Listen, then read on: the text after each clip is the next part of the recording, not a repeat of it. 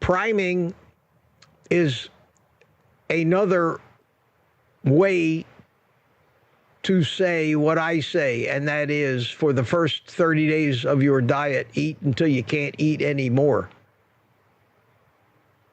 I came up with that little thing long before I heard anybody else talking about priming. I came up with that when I started carnivore 2.5 years ago. I said, you know what? I got these awful cravings. The only way to get rid of them is to just not let myself be hungry. And I started stuffing my face, not worried about gaining weight. And it worked. Priming is essentially the same thing. Maybe little different techniques, different ways to recognize it. Maybe with priming, they don't talk about addiction. The people who talk about priming just talk about eating a lot of food. There's more to it than that. You have to learn to recognize when an addiction is starting to nag at you. You have to always have food with you, no matter where you are. You have to be able to eat. You should never eat a snack, only a meal. Once you start and take the first bite of something, you have started a cascade of digestive processes that need to complete themselves. No eating between meals, no snacks, just 1 or 2 meals a day, or 3 if you need it, spaced apart to allow your digestion to digest fully.